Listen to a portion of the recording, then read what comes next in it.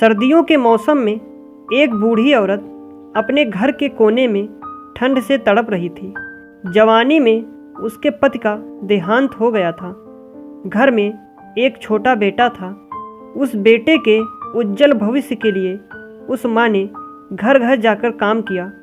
काम करते करते वो बहुत थक जाती थी, लेकिन फिर भी आराम नहीं करती थी।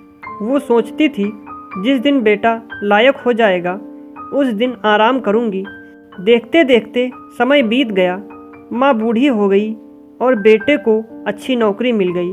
कुछ समय बाद बेटे की शादी कर दी और एक बच्चा हो गया। अब बूढ़ी माँ खुश थी कि बेटा लायक हो गया, लेकिन ये क्या, बेटे व बहू के पास माँ से बात करने तक का वक्त नहीं होता था। बस ये फर्क पड़ा था माँ के जीवन में। पहले वह बाहर के लोगों के बर्तन व कपड़े धोती थी, अब अपने घर में बहू बेटे के। फिर भी खुश थी क्योंकि औलाद उसकी थी।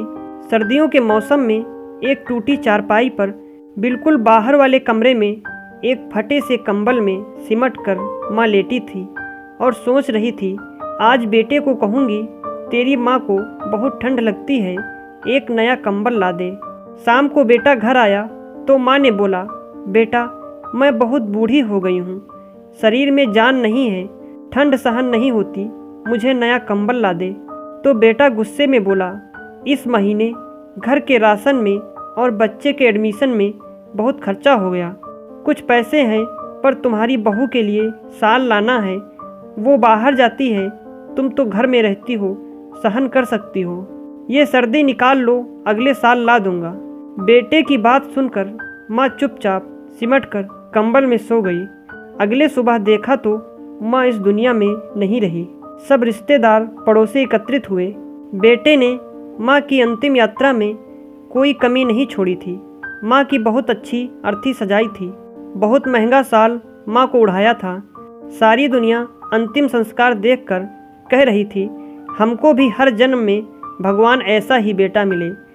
मगर उन लोगों को क्या पता था कि मरने के बाद भी एक माँ तड़प रही थी, सिर्फ और सिर्फ एक कंबल के लिए।